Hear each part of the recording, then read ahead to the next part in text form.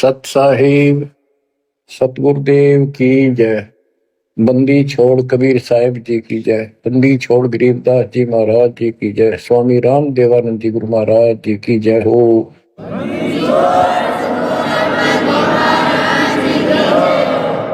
सर्व संतों की जय, सर्व भक्तों की जय, धर्मी पुरुषों की जय। श्री काशी धाम की जय, श्री सुडानी धाम की जय, श्री क्रोथा धाम की जय, श्री बरवाड़ा धाम की जय। सत साहिब परम पिता परमात्मा कबीर परमेश्वर जी हमारे पिता हैं, हमारी माता हैं, हमारे सच्चे बंधु भाई हैं, सच्चे सखा मित्र हैं, सच्चे दोस्त हैं। ये हमारा धन है, ये हमारी पूंजी है। इसको भूलकर हमने असंग जन्म इस काल के लोक में बहुत दुख उठा लिए। ये प्रत्येक युग में आते हैं और हमें समझाने की चेष्टा करते हैं, तुम इस लोक के वासी नहीं हो, ये लोक अच्छा नहीं है। इस पृथ्वी के ऊपर प्रत्येक व्यक्ति देखता है सुखी नहीं है। हम एक दूसरे को सुखी मान रहे हैं कि वो सुखी है, वो सुखी है, वो सुखी है। 24 घंटे टेंशन में रहता है प्राणी। टेंशन हो, काइंड ऑफ टेंशन कुछ भी हो सकती है, पर सुख नाम की चीज नहीं। लेकिन हम अभ्यस्त हो गए और मजबूर हो गए। अब हम करें तो करें क्या, पता नहीं था। फिर भी हमारी आत्मा ये मानती थी कि कोई शक्ति है जो सुखी करती है, दुख दूर करती है। परमात्मा के लिए हम जगह जगह जाते रहे, जाते हैं अभी। कोई मंदिर में, कोई मस्जिद में, कोई गुरुद्वारे में, कोई पहाड़ों पर, किसी धाम स्थान तीर्थ पर। किस लिए जाते हैं? सुख प्राप्ति के लिए जाते हैं। भगवान मिले और सुख दे, धन दे। धन पे 2 रोटी तो चाहिए, लेकिन जिस तरीके से हम आज तक ये वस्तु की आशा करते रहे, इन वस्तुओं की, ये 7 जन्म नहीं मिल सकते।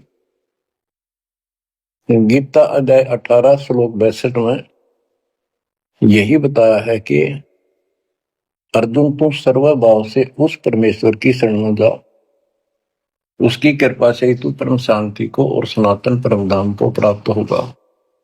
सनातन परम धाम शाश्वतम स्थानम, यानी अविनाशी लोक, अमर लोक, सत्य लोक को प्राप्त होगा, जहां पर परम शांति है।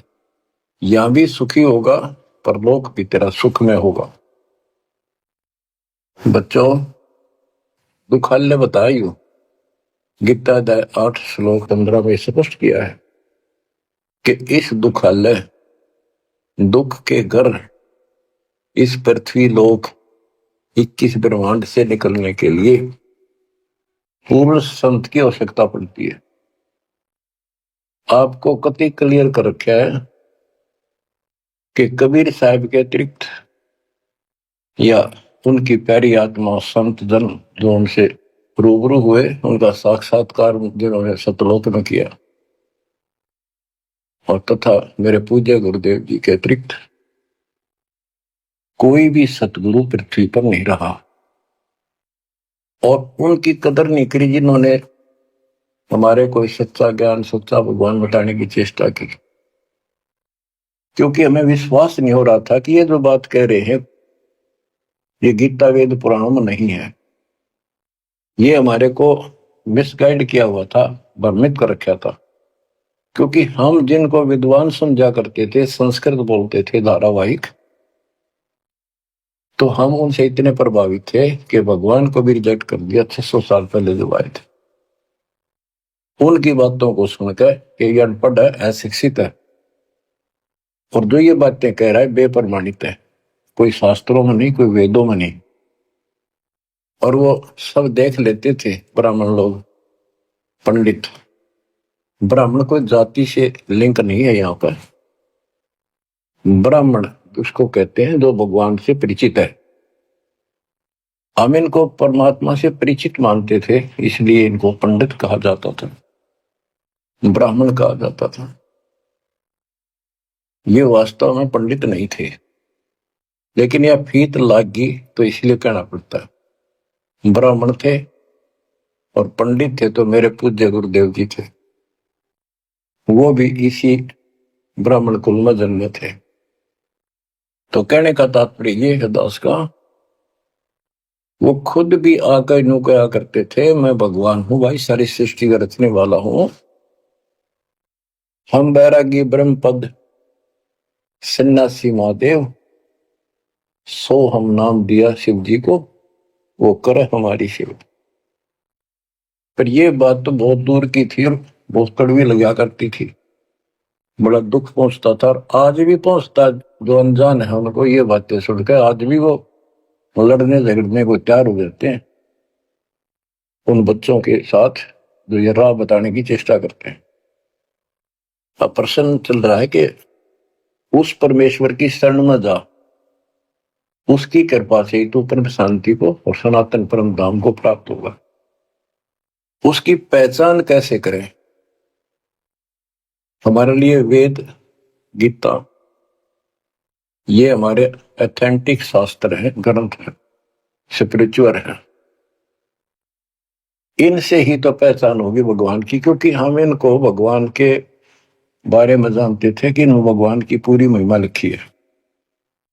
तो उस समय परमात्मा खुद कहा करते हैं कि वेद मेरा भेद है, मन्ना वेद के माही, जौन वेद से मैं मेरू ये वेद जानते नहीं। परमात्मा स्वयं कहा करते हैं कि ये वेद मेरी ही जानकारी रखते हैं, लेकिन इन वेदों में लिखे ज्ञान से मेरी प्राप्ति नहीं है। परमात्मा के इस वाक्य के लिए आपको बहुत सारे प्रमाण दिए गए हैं। यजुर्वेद अध्याय 40 मंत्र 10 में कहा है कि कोई तो परमात्मा को साकार बताता है, जैसे राम कृष्ण के रूप में अवतार धारता है, यानी जन्म लेता है। कोई कहता वो जन्म नहीं लेता, अजायत है, निराकार है, पृथ्वी पर नहीं आता। परमात्मा साकार है या निराकार है, पृथ्वी पर आता है या नहीं आता है, इसकी जानकारी तत्वदर्शी संतों से पूछो।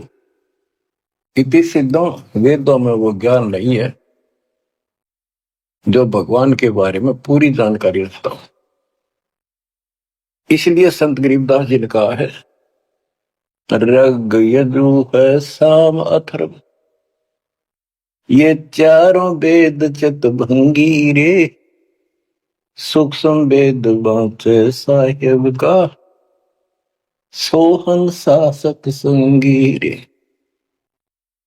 ये चारों वेद भ्रमित ज्ञान है, इनकम्प्लीट है, फिर उसको ढूंढने की थे। जब वो स्पष्ट कर दिया कि उसकी जानकारी किसी संत से पूछो। गीता अध्याय 4 श्लोक 34 में यही कहा है कि वो परमात्मा तत्व ज्ञान से प्राप्त होगा। तत्व ज्ञान तत्वदर्शी संतों के पास होता है। उस ज्ञान को भगवान खुद ही बोलता अपने मुख कमल से आके। तुम बच्चों इतना क्लियर कर दिया आपके सामने। गीता अध्याय 4 श्लोक 32 में कहा है कि ब्रह्मण मुखे, यहां इन्होंने रंगा डाल दिया, ब्रह्म ने का अर्थ कर दिया वेद। चौथे अध्याय के 32वें श्लोक में गीता में यह लिखना चाहिए था सच्चिदानंद घन ब्रह्म की वाणी में, इन्होंने लिख दिया वेद की वाणी में। वेद तो आप पर वाणी है, श्लोक है वहां तो। सच्चिदानंद घन ब्रह्म की वाणी में यानी उसके मुख से बोली वाणी में वो संपूर्ण अध्यात्म ज्ञान है जिससे मोक्ष प्राप्त होता है, जन्म मरण मिटता है, सब पाप कर्म खत्म होते हैं। चौथे अध्याय के 34वें श्लोक में कहा कि उस तत्व ज्ञान को तत्वदर्शी संतों से पूछ। उनको दंडवत प्रणाम करने से, कपट छोड़कर सरलतापूर्वक प्रसन्न करने से वो तत्वदर्शी संत तुझे परमात्म तत्व का ज्ञान कराएंगे। तो बच्चों, इससे सिद्ध हो गया कि गीता के अंदर संपूर्ण अध्यात्म ज्ञान नहीं है। उस परमात्म तत्व 18वें अध्याय के 62वें श्लोक में जिस परमेश्वर की शरण में जाने को कहा है, उसकी जानकारी गीता में नहीं है। उसकी प्राप्ति कैसे हुई, ये तो जानकारी है कि गीता ज्ञान दाता से अन्य कोई पूर्ण परमात्मा है, परमाक्षर ब्रह्म है। अब जैसे यही कुरान के अंदर है, सूरत फुरकानी 25 आयत 52 से 59 में स्पेशल नाम कबीर भी लिखा है कि कबीर है वो जिसका नाम कबीर है, उसने सारी सृष्टि रची, सब्रमंडों की उत्पत्ति की, 7वें दिन तख्त पर जा बैठा, 6 दिन में सृष्टि रच गए। वो कबीर परमात्मा है, वो पाप नाशक है, वो सबका पालन करता है, सबका जन्म दाता है, उत्पत्ति करता है। उसकी खबर किसी बाखबर से पूछ देखो। इति सिद्धम कुरान में संपूर्ण अध्यात्म ज्ञान नहीं है और उस पर अक्षर ब्रह्म की जानकारी नहीं है। जैसे कुरान शरीफ बोलने वाले अल्लाह ने स्पष्ट कर दिया, वो परमात्मा कोई और है जिसने 6 दिन में सृष्टि रची, 7वें दिन तख्त पर जा बैठा। उसकी खबर उसको भी नहीं है। वो भी संकेत करता है किसी बाखबर तत्वदर्शी संत से पूछो। तत्वदर्शी संत 700 साल पहले खुद मालिक आए थे, हमने उसको रिजेक्ट कर दिया अपनी अज्ञानता के कारण। इतने सुख दिए उस दाता ने, हमारे मुंह का थूक सूख जाता था। अपने घर पर हुए सुखों को दूसरे को बताते बताते, और सुनने वाले को एक पर भी विश्वास नहीं होता था, क्योंकि वो काम ऐसे थे जो उनके कदे नहीं सरे, जो श्रोता थे बहुत अच्छे सुनते थे। दूसरे कबीर साहब दानक तुलाहा शूद्र जाति 600 साल पहले जाति पाति छुआछूत चरम पर थी। तो यह सारी समस्या ऐसे अड़ी रही। बच्चों, अब कति सुलझ गया, स्पष्ट हो चुका है। कबीर 9 मन सूत उलझिया ऋषि रहे जखमार, और सतगुरु ऐसा सुलझा दे उलझे न दूसरी बार। तो अब ये सुलझ तो ऐसा गया है, इस कलयुग में तो उलझ जाएगा नहीं।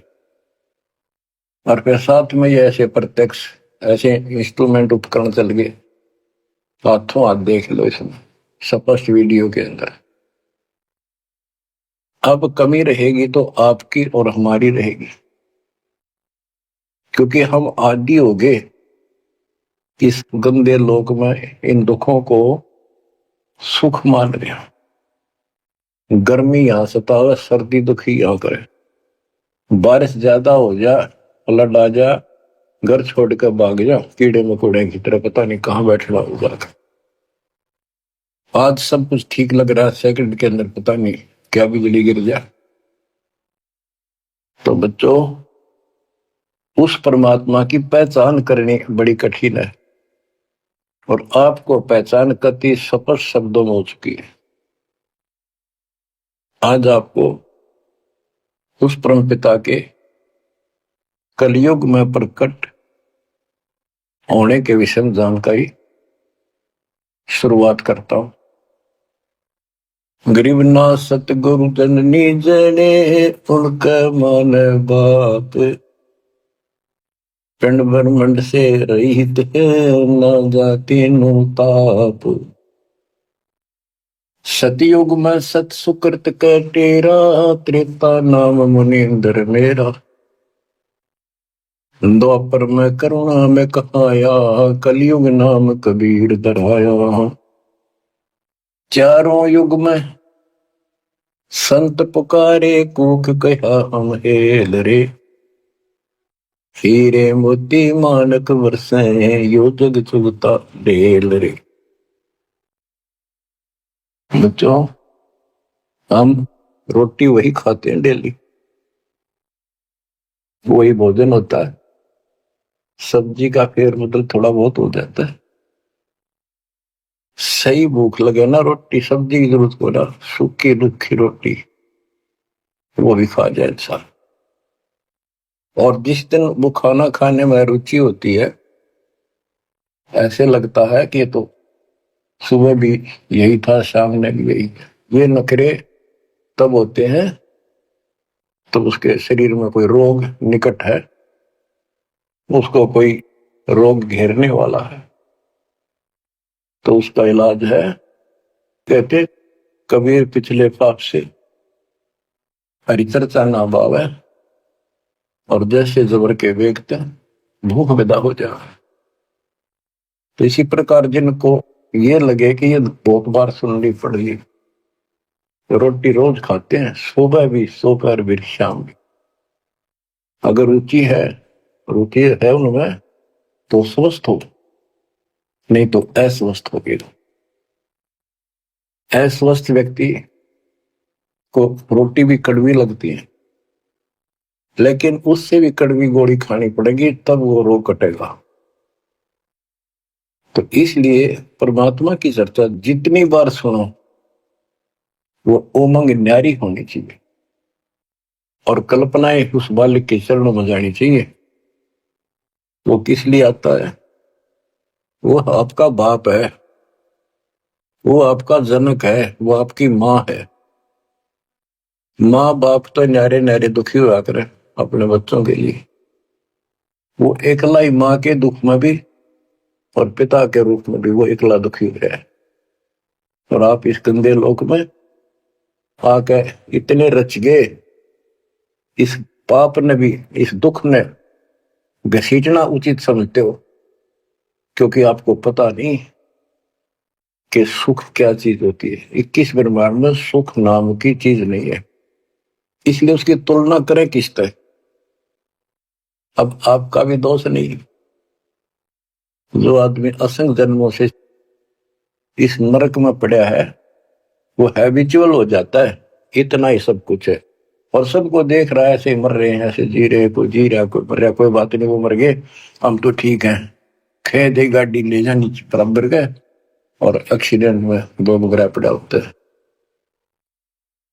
एक बार दुख साथ होता है, भाई क्या होगा बेचारों का, और हम चल स्पीड में हमने जल दिया है, तो ये बस की बात नहीं, ये तो ऐसे चलेगा, ना कोई रुक सकता है। क्योंकि हमारे को ऐसे सेट कर रखा है कि हम ना तो काम बिना रह सकते, और अब ज्ञान हो गया हम राम बिना भी नहीं रह सकते। तो संसारिक चोचों भी चलेगी, और इस समय हमने भक्ति भी करनी पड़ेगी। चूचू के बारे में बताऊं आपको, एक दरोगा जी पुराने समय में ये घोड़ों पर चला करते थे। किसी कामवश थाने से दूसरे गांव में जा रहा था, भयंकर गर्मी थी, प्यास लगी घोड़े को भी खुद को भी। एक किसान रहट चलाता था, रहट से पानी निकालते थे, और उसमें शोर बहुत होता था, और उसमें एक लंबी सी चैन होती थी, लोहे की बनी हुई, नीचे तक जाती थी, पानी भी सैकड़ों फुट नीचा होता था। उसके बाल्टियां फिक्स होती थी चैन पे, और वो जब एक टाइप उसमें बैल चलता था, वो घुमाता था, तब वो ऊपर पानी आता था, नीचे खाली बाल्टी जाती थी। तो नीचे से पानी आ रहा था, तो बाल्टियां शोर करती हैं, और उसमें वो लकड़ के लठ गाड़े जाते थे उस चैन को सपोर्ट देने के लिए, उस पुली को। तो उसमें चर्र चू की आवाज निकलती रहती थी, उन कलपुर्जों से। ऐसे देसी सा जुगाड़ होता था। तो दरोगा जी को प्यास लग रही थी, घोड़ी भी प्यासी में रहती, पानी देख कर दोनों उधर आए, और पानी जो नाले में जा रहा था, जहाँ खेत में प्रवेश कर रहा था, बालू रेत होता था उसमें, और पानी साथ साथ खेत में फैलता रहता था, और 5 मिनट भी पानी आना बंद हो जाता, पानी वो जमीन पी जाती थी। पानी चल रहा था, रेड चल रहा था, पानी निकल रहा था, तो पानी उस नाले में भरा था, कच्चे नाले होते थे। तो दरोगा जी निकट आया, पानी चल रहा था, तो चू चू की आवाज से चर्र चू चर रहा था, वह घोड़ी पे तक क्या दूर बाज गई। थानेदार बोला इस चू चू को बंद कर, मेरी घोड़ी डरती है। किसान ने डरते न रेट थाम के रोक दिया। वह चू चू तो बंद होगी, साथ पानी भी जमीन पीगी। इतने वाए दुर्गा बोला पानी निकाल। किसान ने फिर रेट चला दिया और रेट चलने का जब तो पानी आओगा। वो फिर चू तर चू चू हुई, घोड़ी फिर भागी। ऊपर दरोगा उसने फिर कहा चू चू बंद कर। उन्हें चू चू बंद कर दी और रेट रोक दिया। उन्हीं के टाइम इतना खेत पानी पी गया जमीन। किसान बोला दरोगा जी इस चू चू में पी गए तो पी गए ना, दोनों मरोगे, इसमें पीना पड़ेगा। और कोई विकल्प नहीं आ पाए। 8 किलोमीटर तक कोई पानी का व्यवस्था नहीं, ऐसे चू चू वाले पाओगे सारे रेट। तो बच्चों इस 21 ब्रह्मांड में या चू चू बनी रहेगी। ये हो गया, वो हो गया, यू काम रह गया, फलाना रह गया। वो न बोला, मैंने बोला, या चू चू चलने जाएगी, पर इस समय पी जाओ मुंह टेक कर तो जान बचेगी। तो बच्चों अपने समर्थ को पहचान लो, आपका दृढ़ विश्वास हो जाएगा, तब कुर्बान होगे, वैसे नहीं बह जाता। सतयुग में सत सुकृत के टेरा, त्रेता नाम मुनि धर मेरा। द्वापर में करुणा में कहाया, कलयुग नाम कबीर डराया है। अपनी महिमा खुद बता के गए, फिर भी ना समझ पाए बच्चों के। लेकिन उसने जो ज्ञान दिया वो 11 कबीर पंथियों ने उसका सत्यानाश कर दिया। बहुत सी सच्चाई काट दी, फेंक दी, ग्रंथ छोड़ा नहीं ठीक से। फिर भी सच्चाई बहुत कुछ दबी रही, उनके समझ में ना आई या के है वह छोड़ दी। इसकी पूर्ति अपने बेटे गरीबदास जी द्वारा अपनी प्यारी आत्मा सूरवीर के द्वारा करवाई। सतलोग ले गए। कबीर साहब कहते हैं जो देखेगा धाम को सो जानेगा बुझ। गरीबदास तो से कहूं सुन गायत्री कुछ, ये गुप्त रहस्य बता देता हूं। जो मुझे सतलोक में देख लेगा वो मानेगा कबीरी जगोट, और से किससे अगर शर पटक लियो कोई नहीं माने। तो आप शिक्षित किए दाता ताकि मेरे बच्चे पहचान ले अपने लाल को, तो अपने पिता को। संत गरीबदास जी ने कलम तोड़ में मंगा रखी है, एक एक वाणी सत्य कति आंखों देखी लिख रखी। गरीब 84 बंधन कटे, किन्नी कल्प कबीर। भवन चतुर्दश लोक सब टूटे यम जंजीर। गरीब अनंत कोटि ब्रह्मांड में बंदी छोड़ कहाए। सो तो एक कबीर है जननी जनान माई। गरीब शब्द स्वरूपी साहेब धनी शब्द सिंध सब माही। बाहर भीतर रम रहा जहां तहां सब ठान। देखो ये सूक्ष्म वेद है, ये केवल एक ग्रंथ नहीं है, ये सूक्ष्म वेद है। गीता अध्याय 7 श्लोक 19 में कहा है कि वासुदेव सर्वमिति स महात्मा सुदुर्लभ है। ये संत गरीबदास जी वो महात्मा थे जो उस सर्वव्यापी सबका मालिक सारी सृष्टि के ऊपर रमा हुआ सब जगह जिसका वास है उसकी जानकारी रखते थे। कहते हैं गरीब शब्द स्वरूपी साहेब धनी, शब्द स्वरूपी यानी अविनाशी, और शब्द सिंधु सब माही। उस अविनाशी की शक्ति शब्द के अंदर विद्यमान है। बाहर भीतर सब ठाही सब जगह सब लोकों में वो वासुदेव है। गरीब जल थल पृथ्वी गगन में बाहर भीतर एक। पूर्ण ब्रह्म कबीर है अविगत पुरुष अलेख। और क्या बोलते हैं, गरीब सेवक होकर उतरे इस पृथ्वी के माही। जीव उदाहरण जगत गुरु बार बार बलि जाही। कि दास बनकर, क्योंकि वो खुद कहते हैं 2 दिन मेरे शरण ताका हूं मैं दास, और गैल गैल लग गया फिर जो तक धरती आकाश। गरीब सेवक होकर उतरे इस पृथ्वी के माए, उतरे ऊपर तारे। जीव उदाहरण, जीवों का कल्याण करने के लिए वो जगत गुरु जिस पर मैं बार बार कुर्बान जाऊं। गरीब काशी पूरी कष्ट किया, उतरे अदर आधार, मोमिन को मुजरा हुआ जंगल में दीदार। बच्चों यह कथा आपने सुन रखी है।